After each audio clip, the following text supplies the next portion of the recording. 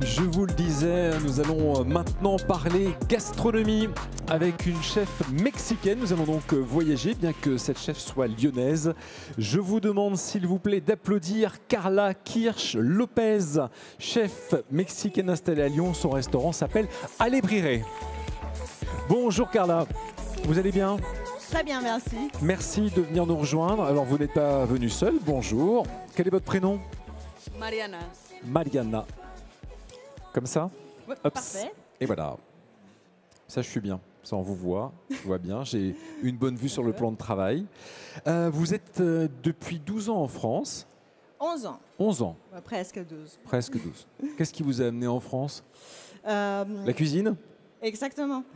La cuisine, parce que je voulais perfectionner.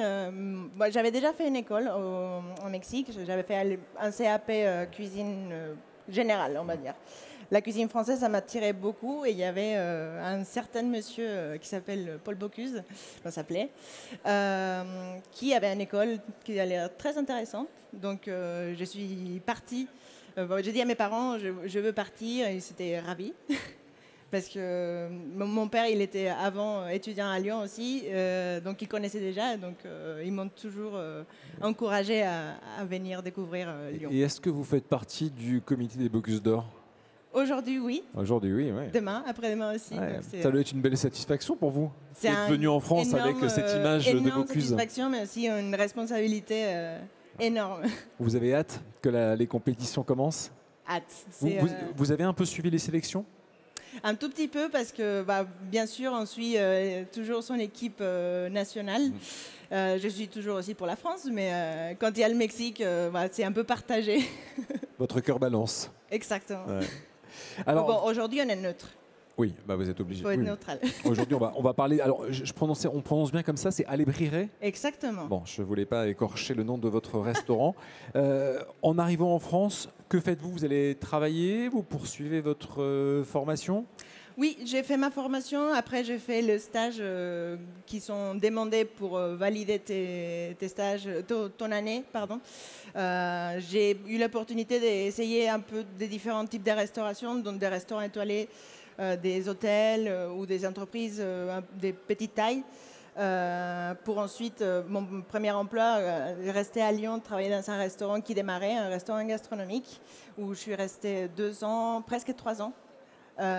Comment s'appelait ce restaurant? Monsieur P, avec Florent Poulard. Ok. C'est un restaurant qui m'a super bien accueilli, m'a fait énormément confiance.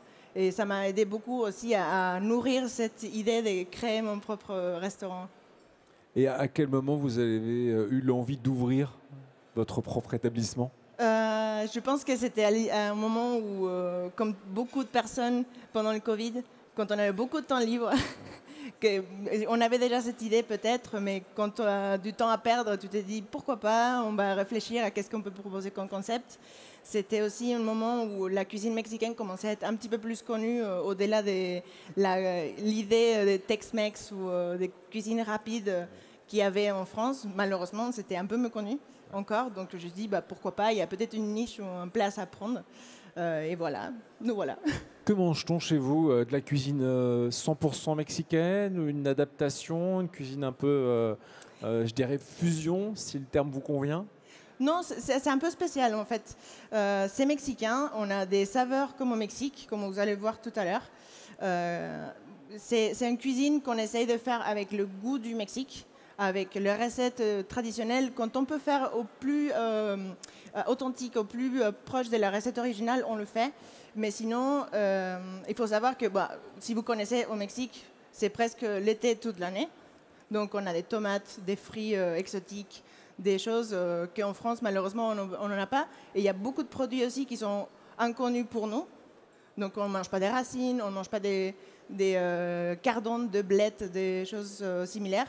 Et c'est très compliqué, même aujourd'hui, même si on a énormément des produits qui s'adaptent à notre cuisine ou des producteurs qui sont orientés vers la gastronomie mexicaine, de trouver toute l'année des choses pour nos types de recettes. aujourd'hui. Exactement. Parce qu'il faut commencer à cuisiner à un moment Oui, donné, un parce peu, qu'on a un temps assez je court pense. et je sais que vous êtes attendu à l'issue de cette masterclass. Oui, Alors, c'est pour ça que Mariana est là pour pouvoir nous aider. Et je pour, vous laisse nous présenter ouais. ce que vous allez préparer. Bien sûr. Ben, comme on disait tout à l'heure, nous, on essaye de faire toujours des recettes au restaurant, le plus proche de recettes authentiques. Il y a quelque chose qui revient souvent au restaurant. On nous demande quel est votre plat signature. On n'en a pas, parce qu'on a une carte qui change selon la saison, selon le produit. Et c'est toujours le mollet qui revient. Le mollet, souvent, les gens ils pensent que c'est juste une sauce à base de piment et à base de chocolat. On ne va pas cracher sur les autres, mais j'ai souvent vu des mollets qui avaient plus la tête d'une soupe. Donc, c'est une recette énormément variée. On a souvent la question, et dit c'est quoi? C'est un peu l'équivalent d'un curry en Inde. Donc, chaque famille a une recette, chaque région, chaque ville, et même dans la même ville, une personne ne va pas la faire de la même façon. Aujourd'hui, ce qu'on va vous proposer, c'est quelque chose qu'on a au restaurant actuellement. Et c'est un mollet de goyave. C'est un mollet à base de goyave que ce n'est pas un fruit français. Oui. Pour qu'on comprenne bien, Oui. donc la base du mollet, c'est quoi? Piment. Mollet, ça veut dire sauce de piment. Ok. Ça peut être piment frais, comme piment séché. Il y a beaucoup d'épices, souvent des fruits secs. Par exemple, vous verrez, Mariana, elle est en train de nettoyer des piments qui s'appellent guajillo. C'est un type de piment, c'est un guajillo puya. C'est un peu plus spécifique que les guajillos classiques. Donc, après, il y a 200 variétés de piments au Mexique. Donc, celles-ci, c'est des piments qui ont été séchés. Quand ils sont frais, ils ont un autre nom. C'est un peu similaire au piment rouge qu'on voit ici dans les épiceries asiatiques. Oui. Et ensuite, vous avez un deuxième piment. C'est le piment pasilla. C'est un piment un peu plus grand comme un poivron. Il n'est pas fort. Par contre, il a un goût très spécial, un peu caramélisé, un peu torréfié. Ils ont tous été séchés au soleil. Ça, c'est des produits qu'on fait venir du Mexique, malgré notre effort de réduire au minimum les produits importés. On fait le choix de travailler avec des produits qui viennent du Mexique parce que ça ne sera jamais pareil. Donc le piment, Oui. et ensuite, il y a bien du chocolat dans le mollet ou pas? Sur une des recettes. Mais en fait, voilà, Il y en a. sinon, Mais le piment. C'est devenu très célèbre aujourd'hui. Et ensuite, qu'est-ce qu'on a derrière? Qu'est-ce en qu'on plus a du aussi piment. En plus des piments. Donc, souvent des épices. Il faut savoir que la cuisine mexicaine, elle est hyper riche en métissage. On a des choses, bien sûr, qui ne sont pas d'origine mexicaine, comme beaucoup d'épices comme la cannelle, le poivre, le cumin. Vous avez aussi des graines de sésame. Et tout ça, c'est à l'origine, à l'époque de la colonie et des couvents. Les nonnes, les sœurs, ils cuisinaient beaucoup de choses et ils avaient toujours les meilleurs produits. Ils avaient les fruits secs qui étaient importés, ils avaient les épices. Donc, ils avaient tous, ils avaient beaucoup de temps à perdre aussi. Donc, ils créaient beaucoup de recettes où ils mettaient leurs meilleurs produits. Et donc, cette recette, on a quelque chose aussi que, comme en France, on n'a pas de fruits dits exotiques, fraîches, de bonne qualité, on a choisi de travailler avec un petit entrepreneur qui il s'appelle Matteo. Il est dans le village juste là-bas. Village Startup. Exactement. Et avec lui, on travaille des fruits qui sont traités au minimum et sont Donc hyper c'est fraîches. ça en fait. Hein. Oui. Pour rester au plus proche du goût original du produit. C'est quoi? C'est de la purée de fruits? C'est de la goyave. Ouais, c'est ça, c'est de la purée de fruits en fait. Oui, mais à différence de beaucoup de produits pour la pâtisserie, ils ne sont pas, comment dire, ils n'ont pas de sucre ajouté, ils n'ont pas de conservateurs, ils ne sont pas dilués. Donc c'est vraiment les plus proches du produit qu'on peut. Donc là, on a torréfié. Oui, je vais un peu vous couper de temps en temps pour qu'on arrive à suivre l'évolution de la préparation. Donc là, on a toasté les piments dans un peu d'huile. Ça, c'est la première on va étape. parler de mollet de façon un peu générale parce qu'il y a souvent des écoles différentes. Je vois qu'il y a des Mexicains dans les publics qui vont me dire « Ah, moi, j'aurais pas fait comme ça » ou « Ma grand-mère, elle n'aurait pas fait comme ça ». Mais bon, ça, c'est des recettes que nous, on adapte selon nous, selon notre clientèle et selon aussi l'envie qu'on a des choses qu'on a à montrer. Donc, il y a deux façons de faire, mais celle-ci, c'est un peu cuire une première fois des ingrédients dans sa matière grasse, soit de l'huile, du sandou aussi, on utilise beaucoup. Une fois que cette base des oignons, ail et souvent tomates, elle est bien compotée, ça s'appelle ça un sofrito. Là, on a de la concentrée de tomates. Pourquoi? On est en hiver. On ne va pas utiliser des tomates. C'est ça, on fait le choix de ne pas travailler, par exemple, des produits qui ont été cultivés sous un serre ou dans un autre pays. On essaye de limiter au maximum ce genre des choix des fruits et légumes. Vous avez la responsabilité à l'esprit depuis que vous avez ouvert, vous essayez d'être, je dirais, la moins impactante possible en matière d'empreinte carbone, vous le disiez. C'est pas notre démarche principale, mais on essaye de faire au mieux parce qu'aujourd'hui, il faut que, peu importe les concepts que tu proposes, tous les restaurateurs, je pense qu'ils ont une obligation de faire attention aux produits qu'ils travaillent. Ouais, bien sûr. Surtout, on est en France, il y a énormément de choix à toutes les saisons et surtout dans une ville comme Lyon. Qu'est-ce que vous avez découvert comme produits les plus surprenants depuis votre arrivée? Il y a des produits que vous ne connaissiez pas et vous vous êtes dit « Ah, mais c'est incroyable, ça me plaît », que vous avez eu envie de cuisiner? Bon, là, je vais un peu gâcher la surprise, mais c'est l'accompagnement de notre plat, qui, pour le coup, la sauce, elle va être typiquement mexicaine, mais on va l'accompagner d'un cardon, un cardon lyonnais, chose que on n'en connaît pas, il n'y en a pas, c'est vraiment très... même certains Français n'ont jamais goûté de cardon, je pense. Sauf qu'on a tous cette idée du cardon ultra cuit, toujours en gratin et acheté en boîte. Donc, on a travaillé des cardons qui sont juste ici. Donc là, vous avez un cardon frais. Et si, ils sont frais, mais ils ont été traités aussi avec une technique qu'on utilise souvent au Mexique, bon, très souvent plutôt, mais surtout sur les maïs. C'est une nixtamalisation. Ouais. Donc, on a nixtamalisé les cardons, pour garder sa couleur, pour refermer la chair, les fibres, et garder au mieux les goûts du légume. Alors, vous voulez bien nous expliquer la technique? Comment procédez-vous? Pour ça, il faudrait une autre démo. Ah oui, donc, je peux revenir l'année prochaine si vous voulez. C'est si long que ça? C'est hyper long. En fait, c'est dans les grandes lignes un bain d'eau avec de la chaux. De la chaux éteinte, okay. Du calcium. Bon, c'est un dérivé du calcium qu'on utilise sur les grains de maïs pour produire la farine nixtamalisée. Okay. Donc, c'est la différence entre un polenta ou une farine de maïs jaune et la masa de maïs qu'on utilise au Mexique pour nos tortillas. Donc, c'est un traitement qui donne un côté un peu plus nourrissant au maïs. Ça aide à enlever... de l'eau aussi, du grain, le rendre souple et le rendre plus digeste surtout. C'est avec cette farine-là qu'on fait les tortillas, c'est ça? Exactement. Okay. Donc on a fait ce même processus sur les cardons et ensuite les cardons on les a cuits bien à la française, juste dans un glaçage avec du beurre et avec un fond de légumes. Donc là vous allez juste les réchauffer ou même pas? On va les griller, on va les brûler un petit peu au chalumeau. Okay. Donc, Mariana, elle a fini de torréfier tous nos piments, notre tomate, oignon, ail. Bon, on peut utiliser de l'eau, du fond de légumes aussi. Et ensuite, toute cette... Ça va? Ok. Toute cette préparation, il faut la mixer. Traditionnellement, au Mexique, on utiliserait un moulin ou un métate aussi, mais on le ferait à sec. Donc, c'est un moulin en pierre. C'est la façon vraiment traditionnelle aujourd'hui. Les métatés traditionnels, c'est les blenders. Ouais.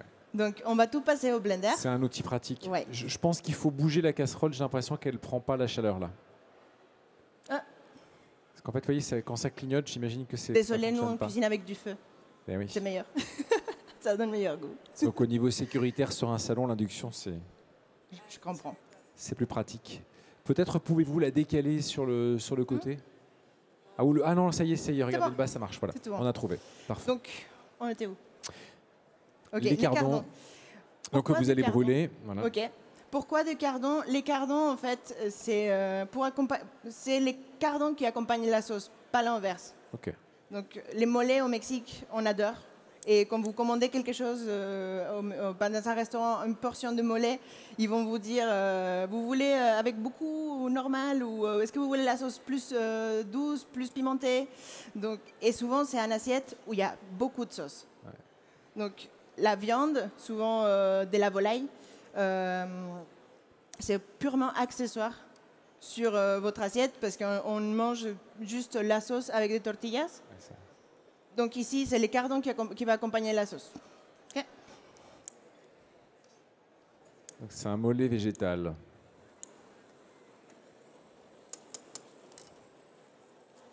Donc là, ça lui apporte à la fois de la chaleur et à la fois ce côté un peu goût de fumée. Ouais.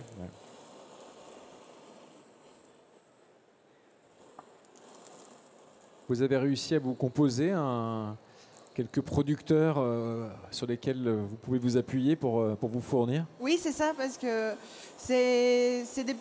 on est content d'avoir de plus en plus des gens qui produisent des fruits et légumes, surtout en été, qui sont les plus emblématiques pour la cuisine mexicaine, comme le piment frais, piment serrano, habanero, des choses comme au Mexique.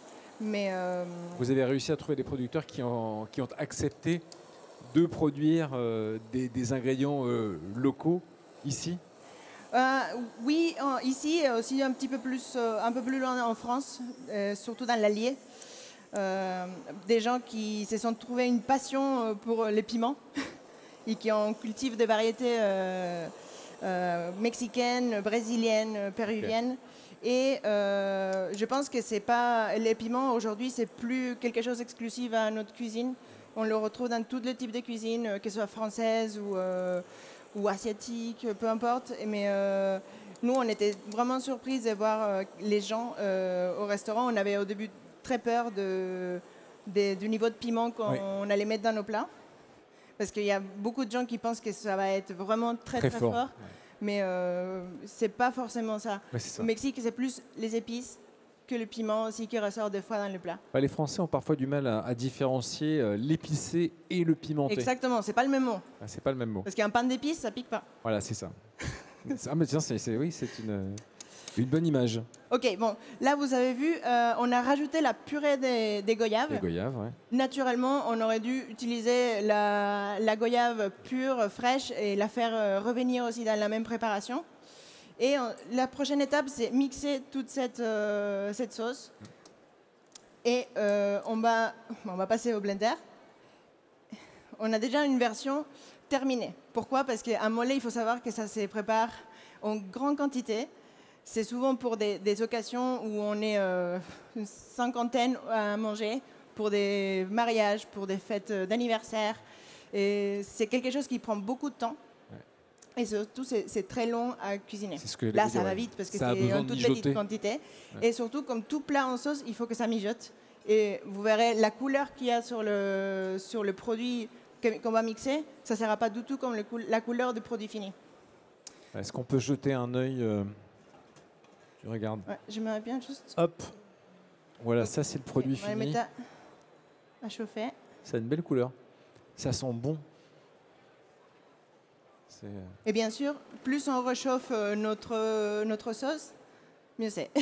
Ouais, c'est un peu comme l'histoire des plats traditionnels français, comme le bourguignon. Exactement. On dit toujours que le bourguignon du lendemain est toujours mieux le lendemain.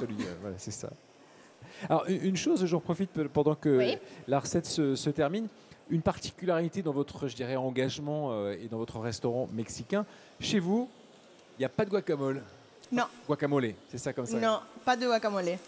Donc ça, c'est quand même un parti pris fort quand on est mexicaine. Il n'y a pas de guacamole et si c'était pour moi, il n'y aurait même pas de pain. De pain à la française. Mais bon, on est en France. Mais on développe une alternative. Il y a quelqu'un dans notre équipe qui fait un pain aujourd'hui à base de farine de seigle et farine de maïs nixtamalisé.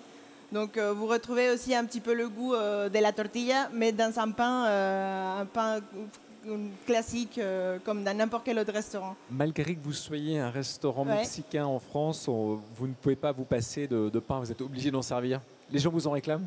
Vous avez essayé de... Du pain? Oui. Oui, tout le temps. En fait, on a un menu en 8 plats où on essaye toujours de commencer avec un plat qui se mange avec les mains, que ce soit à base de tortilla ou une tostada ou quelque chose où on n'a pas besoin de couvert. parce que nous aussi, on a toujours cette tendance à manger avec nos mains, ou même la tortilla à la base, ça servait en tant que couvert. C'est les mêmes principes qu'une cuillère ou par exemple le pain plat pour les Indiens. Donc on sert des tacos, on sert des tostadas et les gens ils demandent est-ce que je peux avoir un petit morceau de pain pour la sauce. On a la tradition très attachée en France. Donc là on peut pas s'en détacher de ça. On est un restaurant quand même, j'aime pas trop le terme mais c'est franco-mexicain parce que notre produit est français. Ouais. Parce qu'on a des Français dans l'équipe aussi. Donc c'est pas quelque chose de négatif pour nous. Au contraire, je pense que le produit français, la technique française aide beaucoup aussi à la cuisine mexicaine. Ça lui donne un autre côté, ça lui donne une autre, une autre perspective. Il y a des choses qui, par exemple, au Mexique sont très bonnes, mais ça peut être un peu lourd, ça peut être un peu, ça peut manquer un peu de raffinement parfois. Mais je pense que la cuisine française, ça l'aide aussi à aller un peu plus loin. Les Lyonnais vous ont-ils bien accueillis? Oui. En fait, on a eu la chance chance et malchance pour beaucoup, parce que c'était en pleine période des confinements, quand on a pu démarrer notre activité.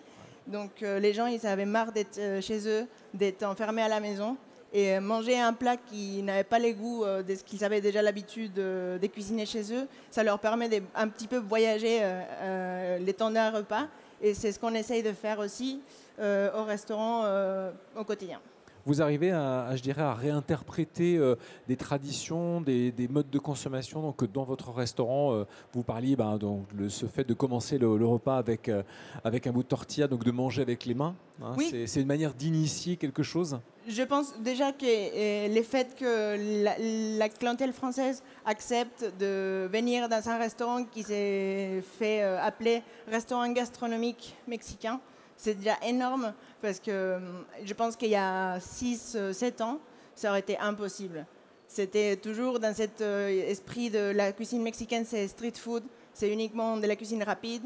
Il y a des marques dans les grandes distributions qui nous font toujours beaucoup de mal. Donc on essaye de démontrer que la cuisine mexicaine peut être autant gastronomique que la street food, donc quelque chose de tous les jours. Et c'est ce qu'on essaye de faire à Lebrige, donc c'est totalement orienté de la cuisine gastronomique. Et prochainement, on ouvrira un établissement qui est dédié 100% au taco, donc une taqueria pure. Il y a quelqu'un là-bas dans le public qui m'a forcé à acheter des chaises. Pour moi, on pourrait manger debout. Mais bon, on est en France. Pareil que pour le pain, il faut que ça soit aussi un petit peu adapté.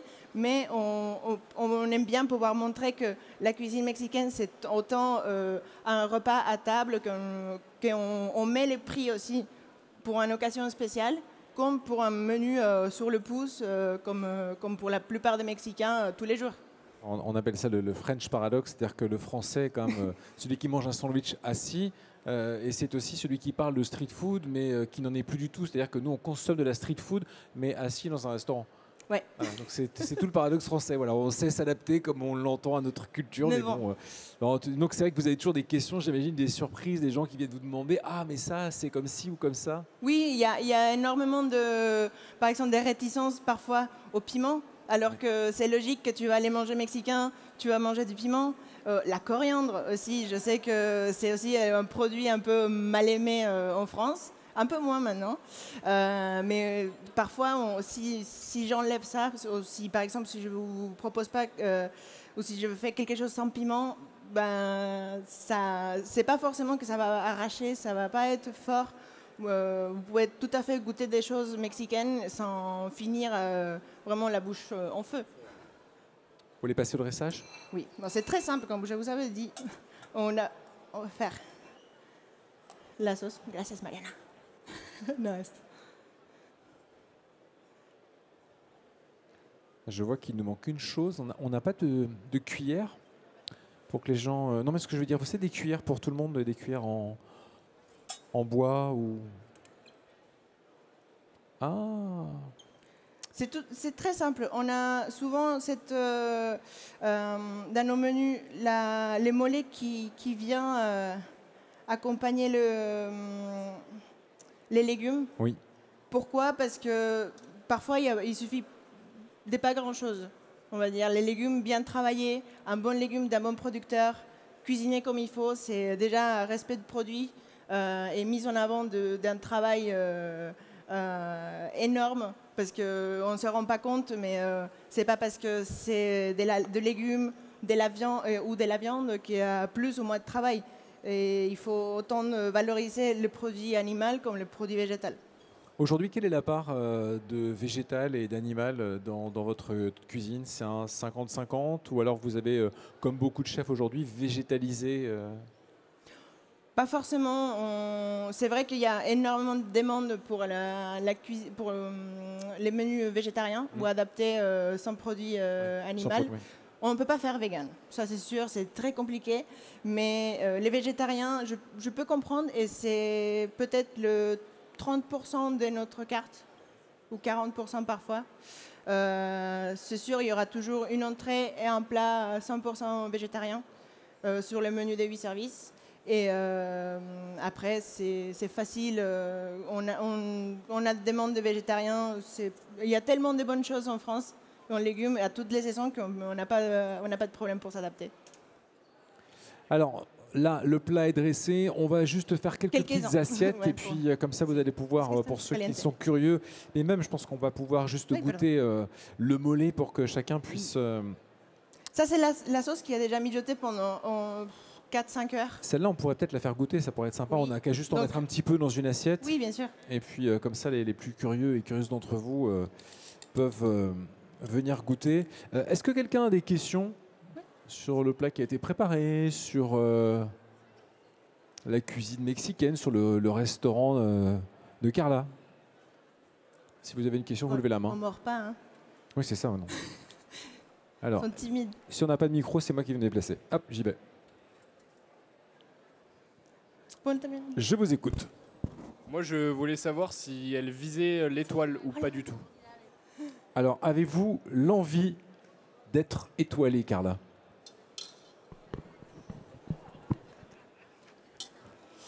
Pourquoi tout le monde pose cette question? Et je ne sais pas. Parce qu'on a certainement le sentiment que lorsqu'on est chef, on a l'envie, le besoin d'une consécration et que l'étoile Michelin en fait partie. Je vais vous dire la même chose que j'ai dit à tout le monde. Les étoiles Michelin, c'est comme les hommes, ils sentent la désespération. Ok. Bon. Et voilà, c'est dit. On ne travaille pas pour ça. C'est une reconnaissance. C'est les clients. Il vaut mieux avoir un restaurant plein, avec des gens contents, avec des gens qui apprécient, des gens qui reviennent, qu'un restaurant étoilé pas complet. C'est une énorme reconnaissance, c'est une énorme responsabilité aussi. Et aujourd'hui, je pense que ça fait pas tout. Ouais, clairement. Pour un chef, en tout cas. Qu'est-ce qu'on peut vous souhaiter pour 2025 ? Une taqueria pleine, voilà. Un restaurant plein. À quand est prévue l'ouverture ? Dans 2-3 semaines, ouais. Si tout se passe bien. Donc, allez-y, annoncez l'adresse. Quelle est l'adresse ? Bon, pareil que pour notre premier restaurant, on a la chance d'avoir récupéré les locaux à côté de mon voisin qui partait à la retraite. Donc, on a un local totalement mitoyen au restaurant gastronomique. Donc, vous avez les deux portes, un côté gastronomique, un côté taqueria. C'est selon l'humour, selon ce que vous voulez manger ces jours-là. Un grand merci, un grand merci Carla Kirsch-Lopez d'être venue partager une petite partie de votre culture culinaire. Je rappelle le nom de votre restaurant, Allée Briré, donc à Lyon, dans le quatrième arrondissement, à la Croix-Rousse, avec bientôt une taqueria. Exactement. Je vous invite à l'applaudir très très fort. Merci d'être nombreux. Merci d'avoir écouté. Et bon salon à tous. Et voilà, je vous invite, si vous le souhaitez, à vous approcher pour pouvoir goûter la préparation. Il y en a quelques-unes. Et puis surtout, un petit peu de mollet pour voir exactement, pour ceux qui ne connaissent pas cette saveur, le goût que ça a.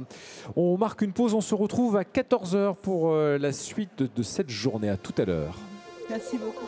Merci.